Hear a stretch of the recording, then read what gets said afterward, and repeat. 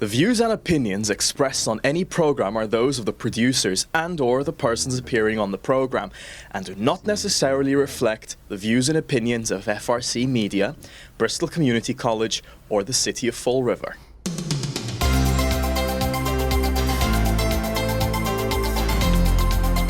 Hi, I'm Mike O'Sullivan, CEO of One SouthCoast Chamber, and welcome today to the One SouthCoast Chamber Business Connection. We're joined today, as always, by Katie Green, our Vice President of Marketing and Events. Hello, Mike. Welcome, Katie. And we have a very special guest today. We're joined by Catherine Dillon, who is the Executive Vice President and Chief Operating Officer of BankFive, which is based right here in Fall River. And Catherine is the 2026 chairperson of the board. I almost slipped. Chairperson of the board of One SouthCoast Chamber. So welcome, Catherine. Thank you. I'm so happy to be here. Happy to have you. Yeah, we are really happy to have you. You know, I've been the chamber CEO now for 7 years, and I don't think we've ever done this. So it's the first time. I'm a trailblazer. We're throwing you right into the fire. But I have always said, you know, I think it would be a great opportunity for the chamber to, you know, go on the community media with our chair and just talk about the chamber. Yeah. And talk about all the different things. And of course, you've been a board member of the chamber. I know you were a board member when I got here. Yep. So you've been here for quite a while. So Quite a while. You've seen a lot of things and Yeah. seen a lot of changes. So what motivates you to want to serve as a board chair? Sure. Well, first of all, BankFive has been in the Fall River community since 1855. We just celebrated 170 years. So we have been dedicated to serving the needs of our community. And part of that is we all take an active role in various community organizations and sit on a lot of boards. So probably 9 years ago, our president and CEO at the time asked me to join the chamber. It was near and dear to his heart. And so I've been thrilled to do it ever since. Personally, I love small business. I come from, a family of small business owners and entrepreneurs, and I just think that what small business owners do on a daily basis is really inspirational. I think it takes a lot of courage and dedication. So I was attracted to the chamber because of that. I've also worked with several chambers in other roles throughout the country. So I was really excited to join the chamber, and it's been an awesome opportunity to meet and really develop relationships with other people in the community. It's one thing to meet somebody at a networking event, but when you work side by side on a committee, you really get to know them. So it's been a really rewarding opportunity. And of course, in that time, the chamber's changed a lot. Yep. We went from being the Fall River area chamber and the New Bedford area chamber to merging in 2020. Yeah. And you were right smack in the middle of that. You were knee deep in it with all of us as we changed, so which we're very grateful. Yeah, it's great to become, at the time, the second largest chamber in the state, right? Now third largest, which, that's quite a voice that we have. So it was great to bring those two organizations together. And as you know, that was one of the challenges that we had, that Rick Kidder and I had originally, was to try to really build the impact at the State House, which I think we've had great success. I mean, Ian Trombley he came on board 3 years ago, and he's doing a great job with that, and it's really helped us a lot. We're on the Competitiveness Council that the governor started a few months back. So, there's been a lot of change, but it's all for good. And of course, we went through COVID together. The list is very long. It is. It's quite a story. It really is, and we want to get better at telling that story too. Yes, for sure. And that being said, how would you describe where you see the chamber's role in the community and strengthening the economy, of the South Coast economy? Like, how do you see that benefits? Yeah, so I think you guys do a great job on the website of illustrating the 4 pillars, right? So connect, learn, grow, and advocate. So I like to use I don't have to create my own speaking points here. I can just pull from the website. But I think we've conducted 2 surveys now from our members to hear what they find valuable in the membership and where they want to see more from us. So I think connecting is, we have great networking events. Like we said, we hear from our members that networking is one of the number one things they want to see out of the chamber, and Katie does a great job with a zillion events, a lot of plates spinning on top of all those things that you've got going on. So those are great. So we give them networking and learning opportunities. We've heard that they need help with two things, HR tools and marketing, which when you think of those industries and how quickly they're changing, right? AI is changing the world so quickly. HR and just legal matters overall are always evolving and keeping up with that. So I think we have a huge opportunity to help with that. Advocate, you talked about our voice at the State House. Certainly that's important. And I think, as a large group, like we said, the third largest in the state, we have a collective voice, and so there's some power behind that. So we want to use that to advocate. And then, helping them grow their business, listening to them, and also helping to grow the visibility, like you mentioned, of the South Coast. There are so many exciting things going on in the South Coast. I mean, you look at New Bedford, the largest fishing port in North America, all of the exciting things that are going on at 79 and the waterfront and Fall River. You look at we were talking about this the other day, some of the global brands that we have in our area with the Acushnet Company, Matuk. We have two thriving industrial parks. There's so much exciting things, the arts and culture, the restaurants, the entertainment. There's so much going on, and we just, we want to help amplify our message. I think we're the best kept secret in Massachusetts. I like that. That's the marketing brain in her. That's it. Well, the marketing never stops, right? right. No. But I do agree, we are the best kept secret in Massachusetts. And of course, one of our goals for the next year or two is going to be to try to amplify that as much as we can. So, when we merged, we started with the board of 51. Yeah. And then now we've taken it down to where it's 26 or 27 people. And how do you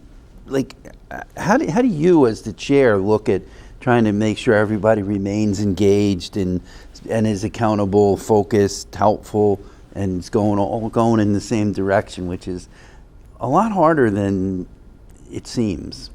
Well, I don't know if I'm doing it yet. It's only been a month, so give me some time. But what I hope to do is really give everybody a voice, right? I think we have some very dedicated and concerned, in a positive way, concerned members of the board and executive committee who really care about the community just like we do, and they want to see all good things for this area and the businesses that we serve. So I think, it starts with a really good foundation. We've got a great team at the chamber. We've got a great board and executive committee that's dedicated, and that we all do want the same things. We all want to see the visibility for this area, the advocacy, et cetera. So that's the foundation of everything. But I think giving people the voice to be heard, I think we do a good job of that. I think anybody on the board can speak up at any time in a meeting and ask questions and challenge things, which we've done. So just keeping that open communication, I think, is the most important thing I can do as chair. Yeah, I would agree with that. I mean, we're only one board meeting in, but it was we've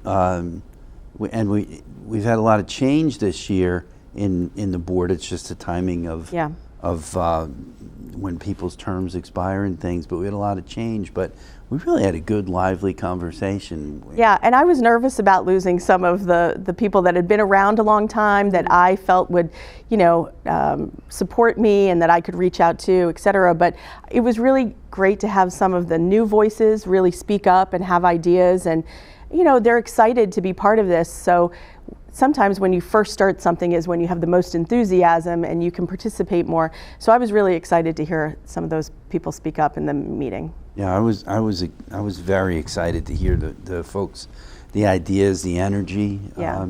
And of course, to your point, we lost, and I say we lost, but it's not that we lost them, it's their terms expired. Yeah.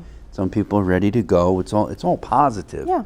But we had lost some people who, when you look at all the time that they served before we merged, because we restarted people's terms when we merged in 2020. There's some people that have close to 20 years. Wow. As a long time. as chamber Yeah. members. Yeah. Yeah. A lot of institutional knowledge, and like you said, from both organizations, and then bringing them together. So, Yeah. yeah. Yep. So anyway, you want to jump in Sure. here?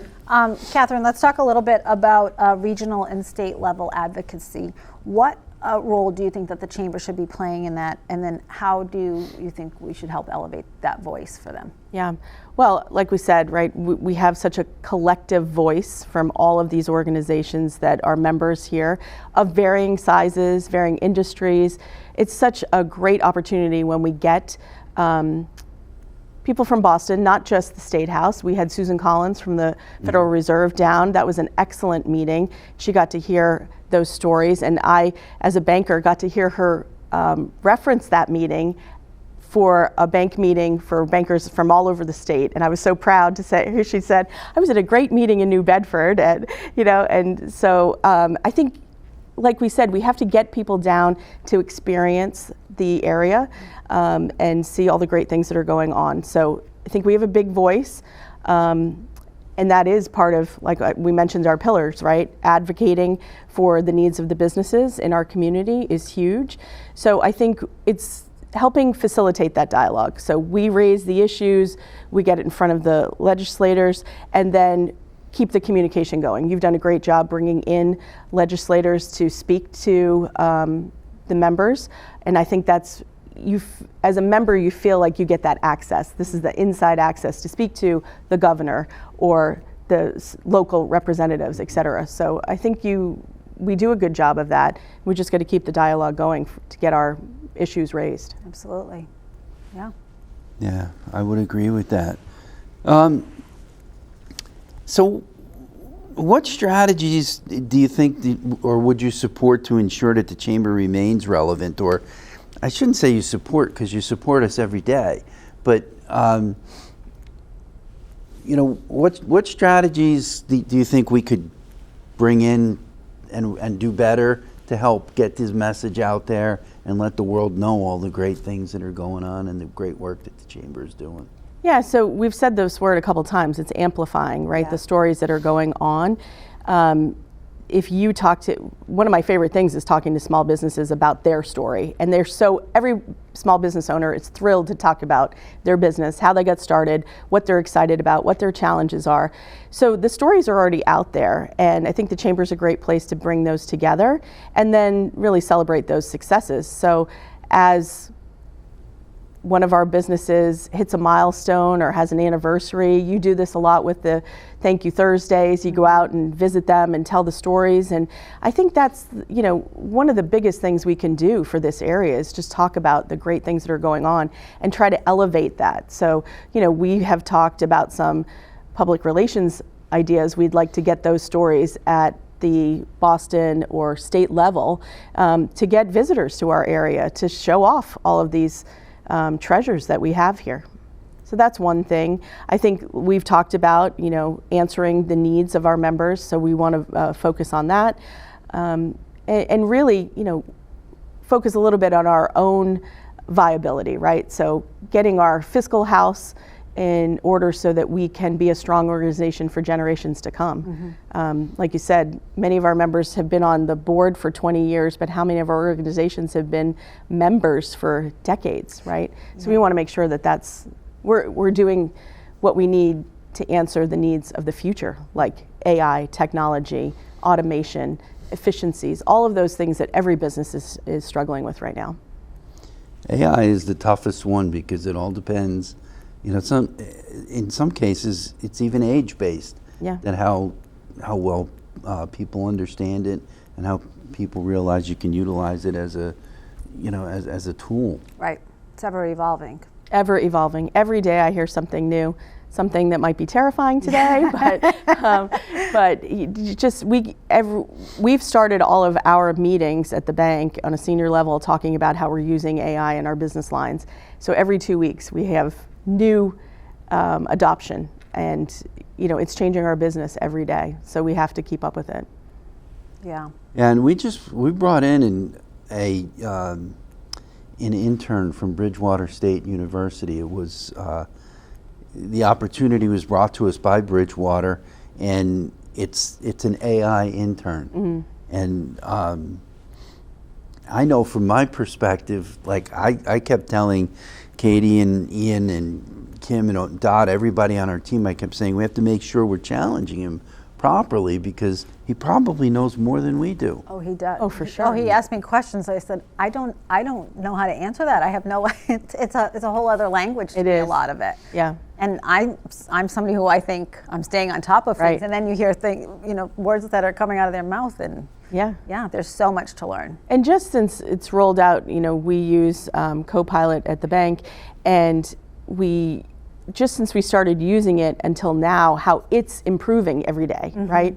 So you may have asked a question and the answer was so, you ask it again a week later, it's gotten smarter. Right. Because it's, constantly generating more valuable data, so, yeah. It's amazing what it can do. It is. Yeah. It really is amazing what it can do.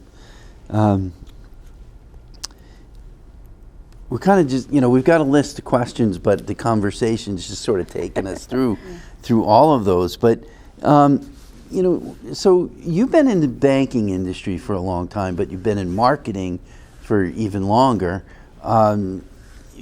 What perspective, experience, how can you bring your network to us that can help the Chamber get better for all the small businesses and everybody in our membership? Oh, that's a tough question. You didn't prepare me for that one. No.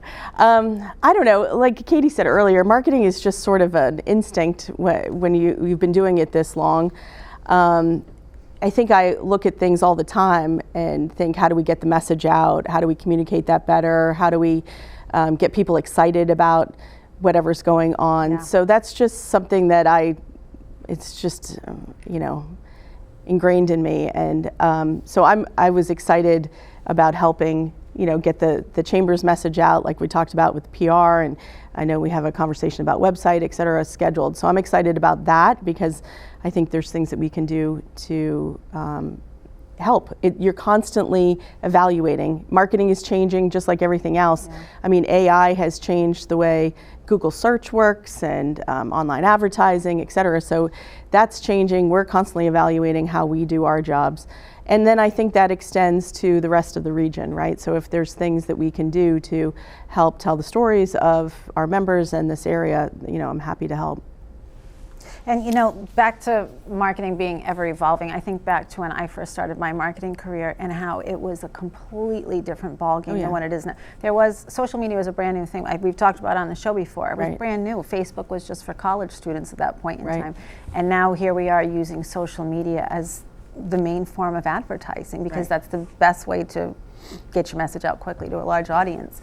So it's going to be interesting to see, I think, how with AI, what else is going to develop and what's going to be the next thing that we're going to be using for marketing. And gone are the days of, newspapers are there's not a lot. Right.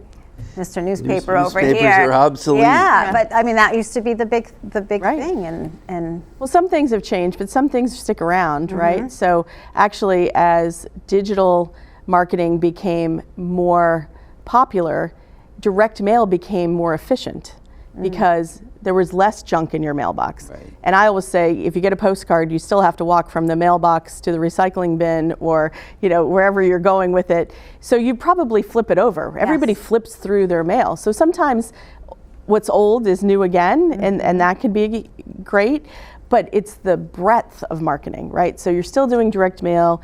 You are constantly investing in your website because that has to be fresh and changing all the time. You have to do all the SEO, the search engine optimization to make your website relevant so that you pop up when you do a Google search or an AI search. And people are still advertising on radio and TV. We do advertising on sports because most people watch sports live, so we find that most effective. But then you're doing all of the digital, and the people want relevant marketing, right? So if I'm a first-time homeowner, I don't want an ad about saving for my first home. I already have my first home, so I want to know about what's next. How do I make it more energy efficient, or how do I do a home equity loan? Or so you need to be smart and prove to customers that you understand where they are in their life cycle. So that's, I think, the data part of that and the intelligence part of that is really exciting, and AI can help with that. Yeah. So that's, that will help a lot. Yeah, definitely. Yeah, the data is again, it's ever evolving, but you need it. You have to have the data today where, 30, 40 years ago, when I first started selling advertising, we had no data. We just said, we put out this Spray many and pray. papers. We put out this many papers, it's more than anybody else, and you barely had to document it once a year. Right. And it either worked or it didn't work. Right. And I remember I was 22 years old and I had a customer yelling at me that the ad didn't work. And I had driven past his store on a Saturday, and there must have been, it was a monster bedding sale. And I mean, like, giving away great mattresses for like $10. Like, he was really trying to draw people in. And I drove by, and there had to be 100 people there.